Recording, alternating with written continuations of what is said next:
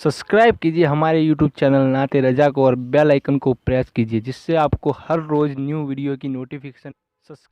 जमीन में एक गेहूं का दाना डाला, हम अपने नाखून से, जबकि ये मजबूत होता है, अगर जमीन कुरेदें तो नाखून जख्मी हो जाएगा, टूट जाएगा।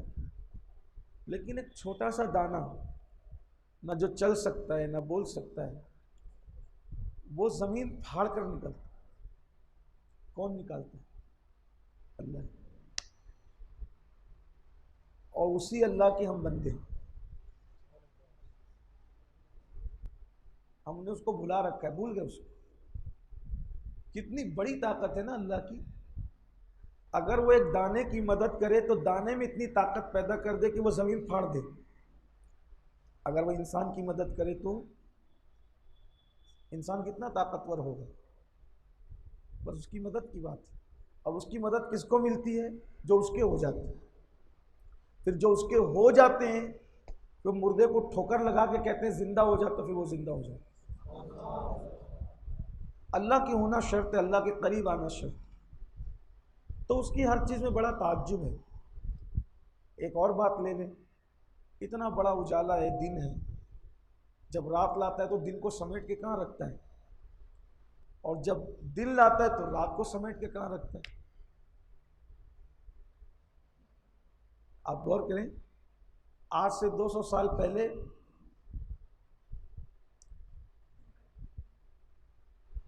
मार्च की, आज कौन सी तारीख है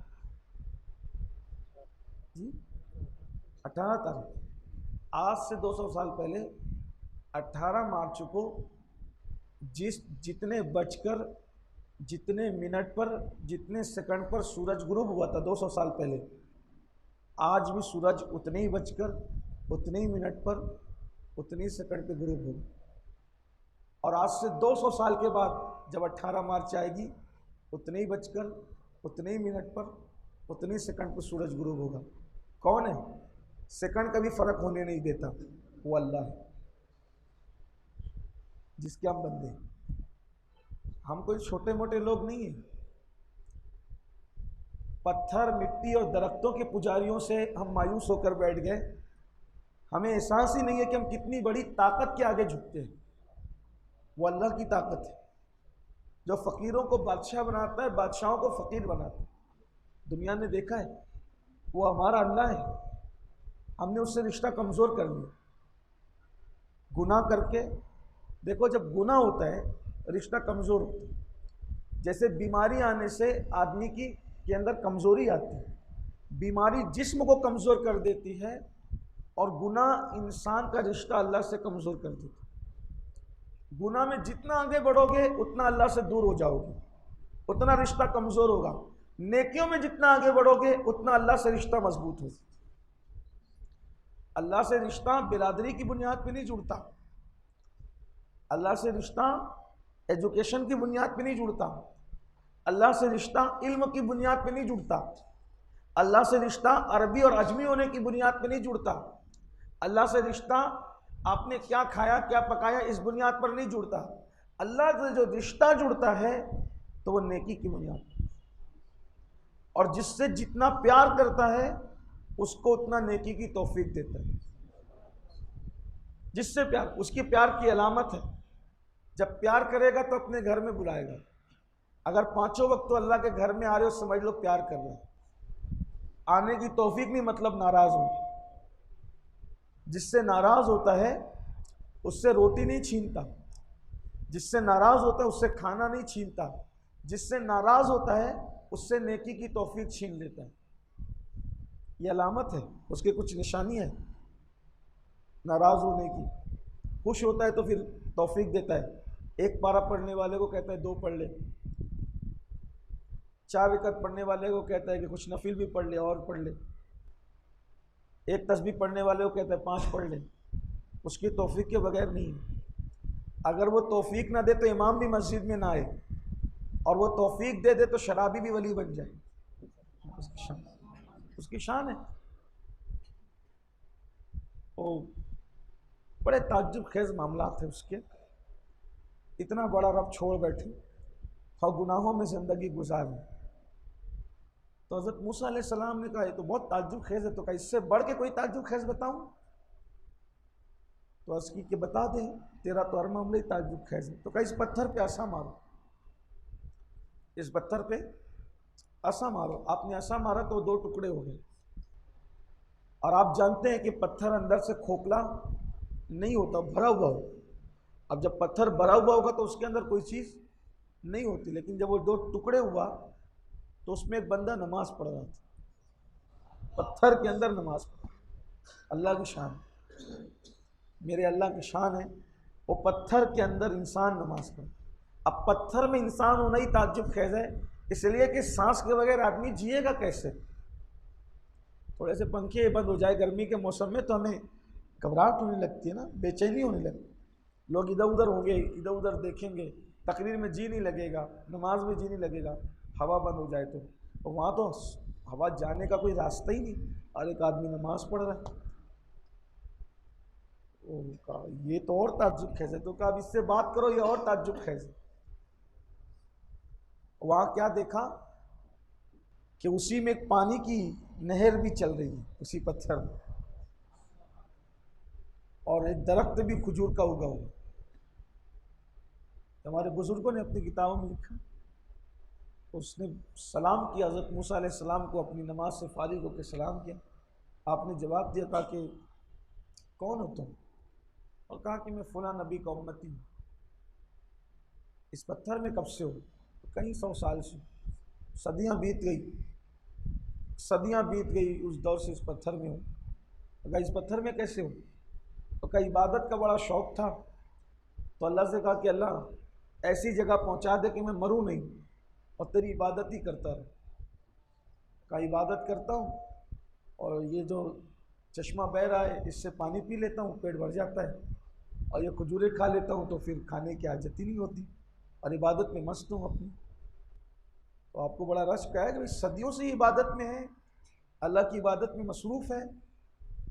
तो अल्लाह से कहा मौला ये तो बड़ा खुशनसीब है, ये बड़ा खुशनसीब है, सदियों से इबादत में है। अल्लाह फरमाता है और ताज्जुब खेज़ बताऊँ? का मौला बता। कहा आप जब दुनिया से चले जाएंगे तो और अंबिया आएंगे, और सबसे आखिरी में मेरा महबूब आएगा, सबसे आखिर में मेरा महबूब आएगा। उसका नाम ज़मीन पे मोहम्मद होगा, आसमानों में अहमद होगा। उसे एक उम्मत अता करूँगा और उसको माह शाबान अता करूँगा, और माह शाबान में उनको एक रात लैलतुल बरात अता करूँगा, जो उस रात में पूरी रात इबादत करेंगे इससे ज़्यादा सवाब उनको अता करूँगा। ये सदियों में जो सवाब कमा रहा है उससे ज़्यादा सवाब उनको दूंगा तो शब बरात में इबादत। कितने खुशनसीब हो। लेकिन अभी से प्लान सेट होगा बहुत सारे लोगों का कि रात में करना क्या है। कुछ लोगों ने वो नहा धो के सुरमा इत्र लगा कर कपड़े पहन के बाइक लेकर के घूमना ही होगा बस।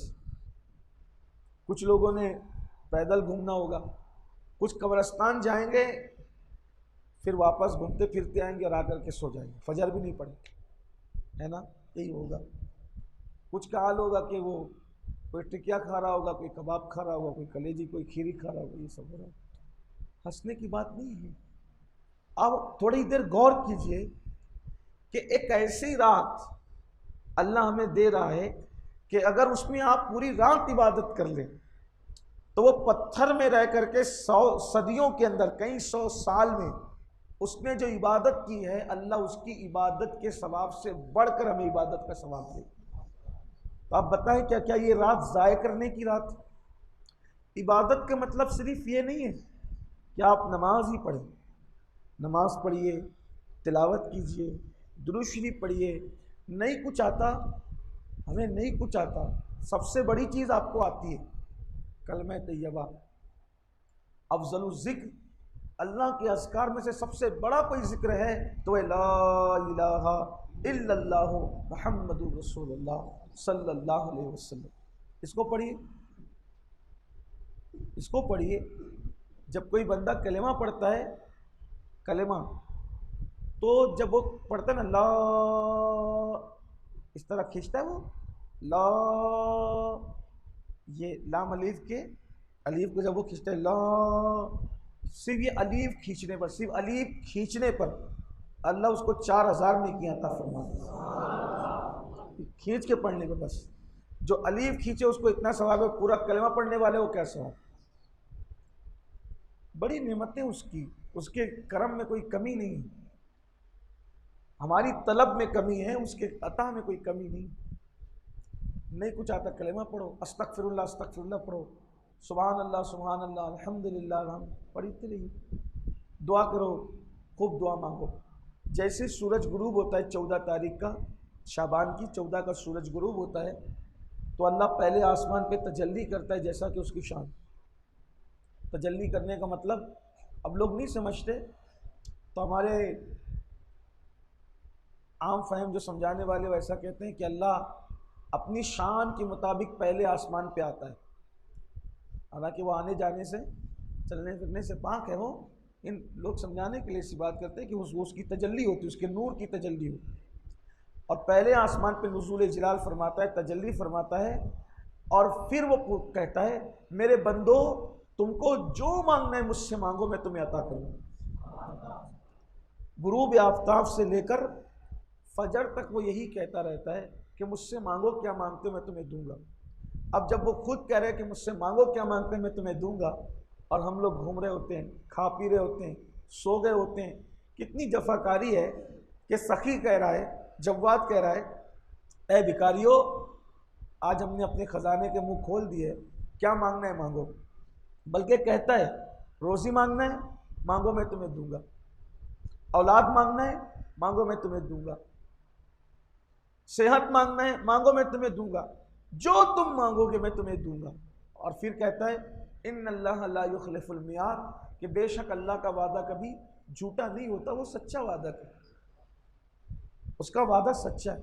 तो जब मांगने का वक्त है तब गायब हो जाते हैं, औरों से मांगेंगे। कारपोरेटर अगर कहे ना कि मुझे वोट दो मैं ये काम कर दूंगा, तो उस पर यकीन कर लेते हैं कि ये कर देगा। झूठों पे, मक्कारों पे, अपने जैसे इंसानों पे यकीन करते हो, और उस सच्चे खुदा पर कब यकीन करोगे। और फिर मांगते भी है तो मांगने का तरीका ही नहीं पता है, इधर देखा उधर देखा, अल्लाह ये दे अल्लाह वो दे। आप मुझे बताओ, इस तरह से बेतवज्जोही से अगर बच्चा अपनी माँ से मांगे तो माँ भी नहीं देती, माँ भी लाइट लेती है, हल्के में लेती है। बच्चा अगर माँ को बोले ना उधर देख के कि अम्मी मुझे गाड़ी दिला दो, अम्मी मुझे स्कूल का बस्ता दिला दो, तो माँ भी हल्के में ले। जब तक के बच्चा खेलता होता है। मैं आज आपको एक मांगने का तरीका जो हमारे बुजुर्गों ने बताया है वो आपको बताऊं, आपको समझ में आएगी मेरी बात। जब तक बच्चा खेलता होता है, माँ कहती है कि चलो अभी मुन्ना खेल रहा है, कपड़े धुल लूँ, अभी चाय बना लूँ, शौहर के लिए खाना तैयार कर लूँ, है ना। फिर वो थोड़ा सा आए टाए करके रोता है, तो भी सोचती है कि चलो ज़रा जल्दी जल्दी मसाला पीस लूँ। लेकिन जब वो एकदम जान तोड़ के रोना शुरू करता है, तो जो अभी बच्चे को बेतवज्जोही के साथ छोड़ करके झूले में डाल के बिस्तर पे डाल के कपड़े धो रही थी, बर्तन धुल रही थी, खाना पका रही थी, लेकिन जब बिल्कुल जान तोड़ करके रोता है बच्चा, पूरा घर गूंज जाता है रोने से, तो तवे की रोटी जलती हुई छोड़ के भागते आती है और उठा के सीने से लगाती है, दूध पिलाती है। बोलो ये 24 घंटे का आपको रोज़ाना तजुर्बा होता है कि नहीं होता है? जिनके घर में बच्चे हैं उनको ये तजुर्बा है कि जब बच्चा जान तोड़ कर रोता है तो माँ दौड़ कर आती है, वो रोटी जली तो जली, पत्थर के ऊपर कपड़े पड़े तो पड़े, वॉशिंग मशीन के अंदर कपड़े पड़े तो पड़े, जो नुकसान होता है होता रहे, बिल्ली दूध पी रही है तो पीती रहे, मसाले में कुत्ता मुंह डाले तो डालता रहे। बच्चे ने जब जान तोड़ के रोया, माँ भागते हुए आई और सीने से लगाया। तो पता चला माँ का सीना मिलता कब है? जब तक के बच्चा गिड़गिड़ाता नहीं है। अरे नादान, जब तक बच्चा न गिड़गिड़ाए उसको माँ का दूध नसीब नहीं होता, तो जब तक बंदा न गिड़गिड़ाए उसको अल्लाह की रहमत कैसे नसीब हो सकती? अगर अल्लाह से कुछ लेना है और गिड़गिड़ाओ और जम के गिड़गिड़ाओ। रोने जैसी, रोना नहीं आता तो रोने जैसी सूरत बन।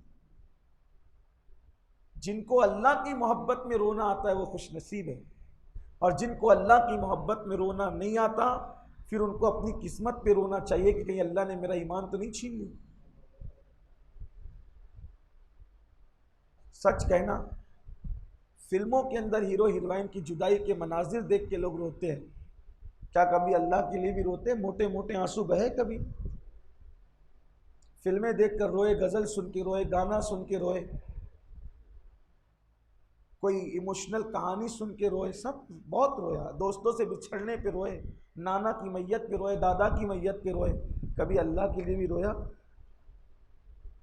हदीस पाक में आता है कि जो अल्लाह के लिए मक्खी के सर के बराबर भी किसी की आंख से आंसू निकलता है, अल्लाह उसके चेहरे पे जहन्नम की आग को हराम फरमा देगा। और टाइम पूरा हो रहा है तो मैं आपसे बस इतना ही आज कहना चाहूँगा कि आज की रात मांगने की रात, खूब मांगो और अल्लाह से यकीन से मांगो, गिड़गिड़ाओ, आपका जो मसला हो वो अल्लाह की बारगाह में रखो। कोई मसला ऐसा नहीं है जो मेरा अल्लाह हल नहीं कर सकता, हर मसले का हल उसके है। और कुछ लोग मायूस हैं, मायूसी कुफ्र है। कुछ लोग कहते हैं मौलाना हम गुनहगार हैं। हम क्या हैं? गुनहगार हैं।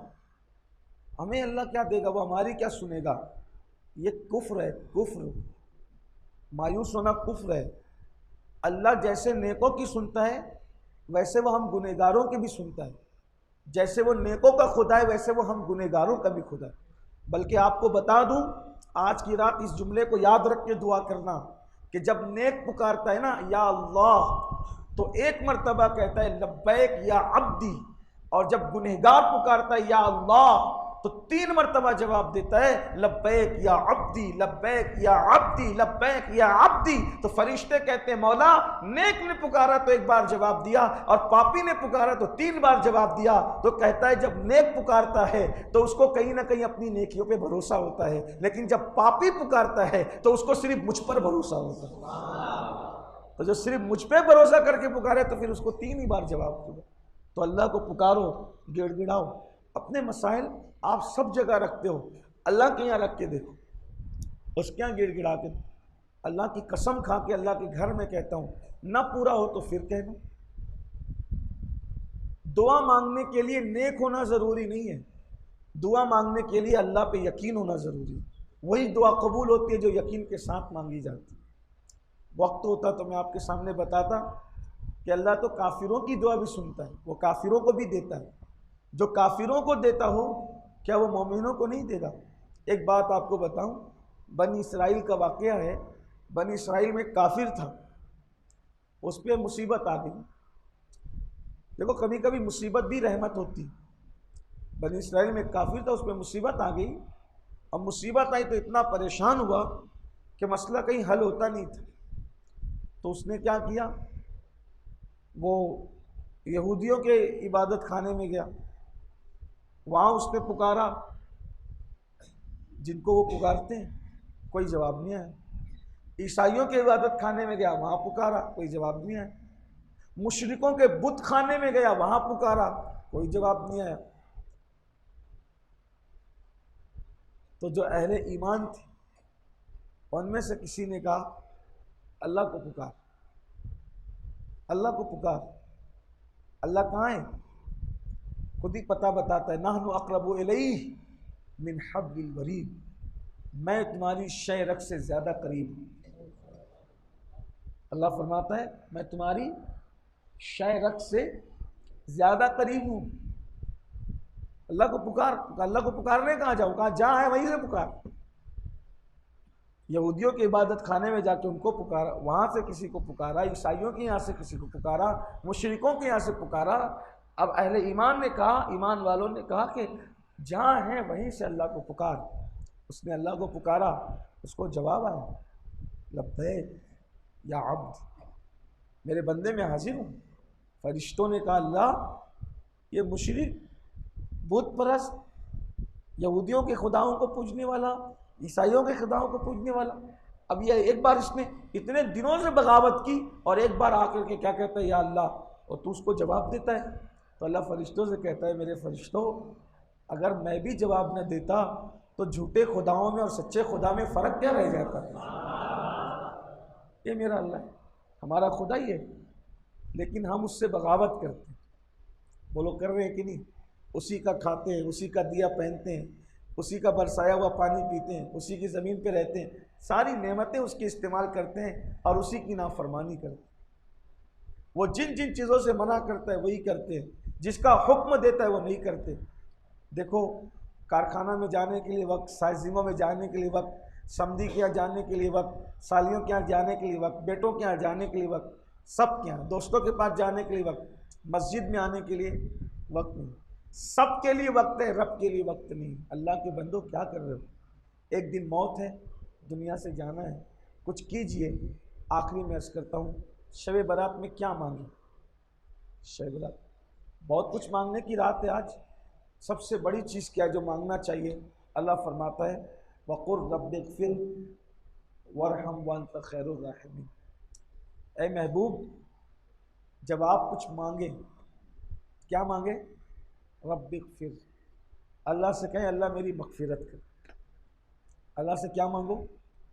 पहले नंबर पे मग़फ़िरत मांगो। जिसको मग़फ़िरत मिल गई उसको सब कुछ मिल गया।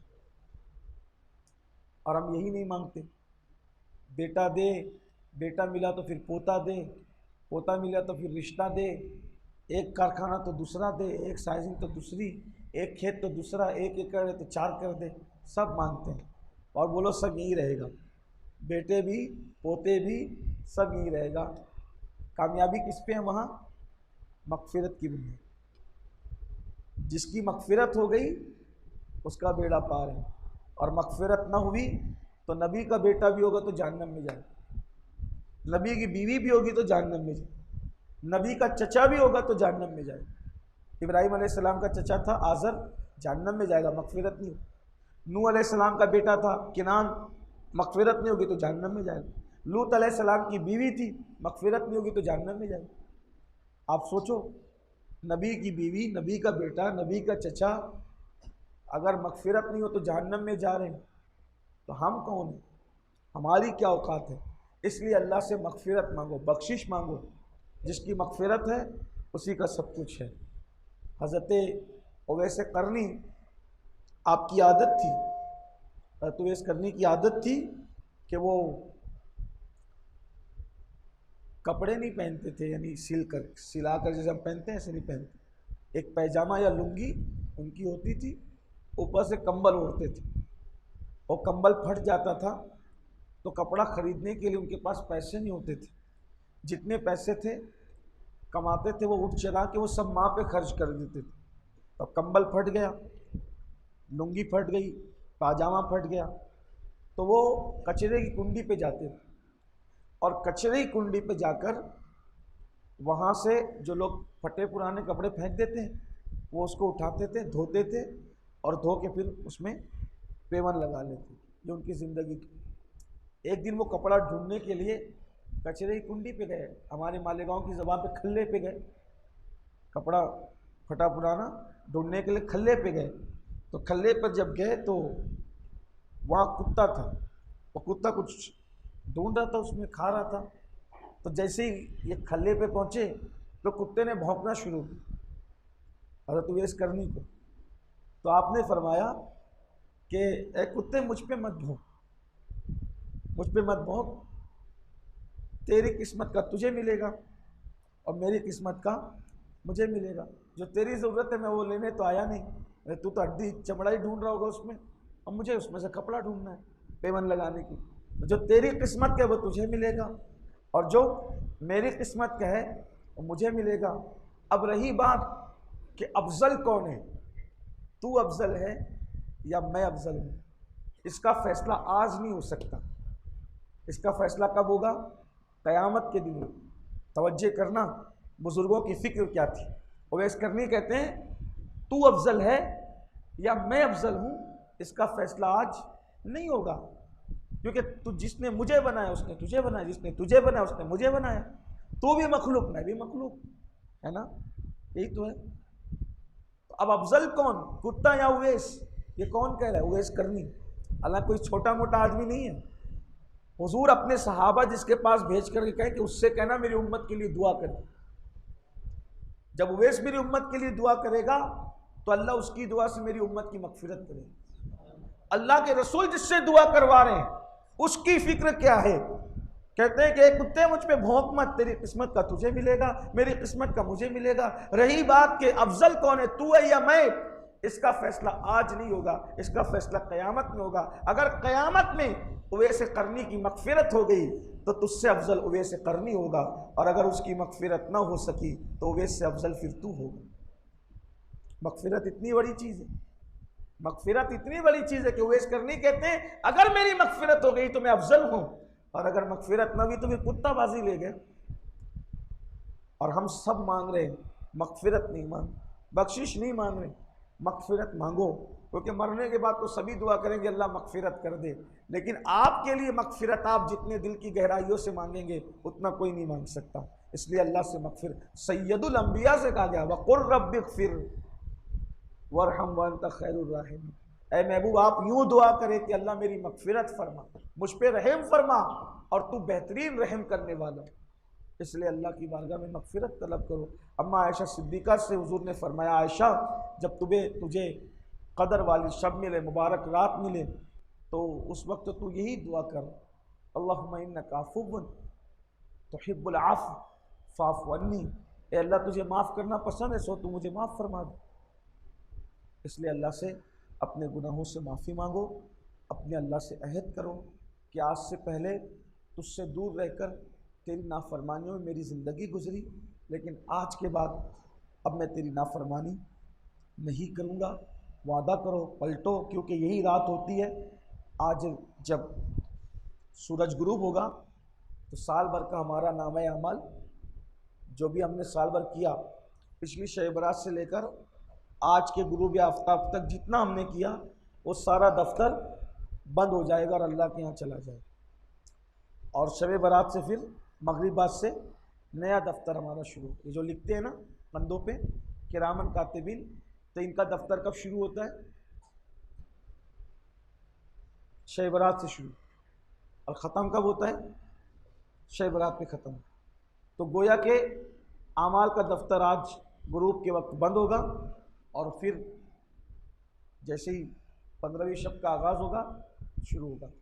साल भर में कौन मरेगा वो आज फरिश्तों को बताया जाता है।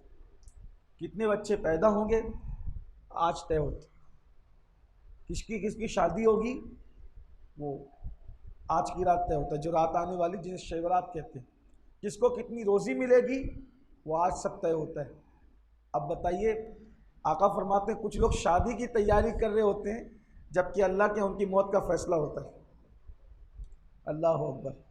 शादी की तारीखें पकड़ी जा रही होती है, कपड़े खरीदे जा रहे होते हैं, और अल्लाह के मौत का फैसला होता है। इसीलिए सहाबा ने पूछा, या रसूल अल्लाह, शाबान के महीने में आप बहुत ज़्यादा रोज़े रखते हैं, रमज़ान शरीफ के अलावा आप किसी महीने में इतने रोज़े नहीं रखते जितने शाबान के महीने में रखते हैं। आका फरमाते हैं, हाँ, शाबान में इंसान की मौत लिखी जाती है, मैं इसलिए रोज़े से रहता हूँ कि जब मेरी मौत लिखी जाए तो उस वक्त मैं रोज़े से हूँ। तो इससे पहले कि अपना दफ्तर बंद होकर आगे बढ़े, हम तौबा करें, अल्लाह से कहें अल्लाह मिटा दे, सब माफ़ कर दे, ताकि हमारा नाम अमाल जाए तो गुनाहों से पाक और साफ़ होकर के जाए। और अहद करो कि आज के बाद जो ज़िंदगी गुजरेगी नमाज की पाबंदी के साथ, गुनाहों से बच कर नेकी परहेज़गारी में गुजरेगी। अल्लाह हम सब के हाल पे रहम फरमाए, करम फरमाए, और मस्जिद का काम आप लोगों की मदद से, आप लोगों के ताउन से, आप लोगों की कोशिशों से, और हमारी मस्जिद की जो इंतज़ामिया है इन सब की मेहनतों से माशाअल्लाह ये पहला जो है वो नीचे का हिस्सा मुकम्मल हो गया। अब ये लोग ऊपर काम शुरू कर रहे हैं, तो आप हज़रात अल्लाह ने जिसको नवाजा है गाहे गाहे इनकी मदद करते रहे ताकि ये सिलसिला आगे बढ़ता रहे। जो यहाँ दोगे वो वहाँ मिलेगा। अल्लाह फरमाता है जो मेरी राह में देता है गोया वो मुझे कर्ज़ देता है, कर्ज़ हसना देता है। आज इंसान अपनी हैसियत के मुताबिक देगा, कल अल्लाह उसको अपनी शान के मुताबिक लौटा देगा। इसलिए आप हज़रात तवज्जो फरमाएँ और नमाज़ों के पाबंद बने। ये दिल में पक्का इरादा करें, खुशी हो या गम हो, सर्दी हो या गर्मी हो, बरसात हो, मैयत हो या शादी हो, कितनी भी मसरूफियात हो, फ़र्ज़ नमाज तो छूटना ही नहीं चाहिए, क्योंकि जिसने फ़र्ज़ नमाज छोड़ दिया, अल्लाह के रसूल फरमाते हैं मन तरक सलात मुतअम्मिदन फ़क़द कफ़र, जिसने जानबूझकर नमाज छोड़ दी, अल्लाह के रसूल फरमाते हैं उसने कुफ्र किया।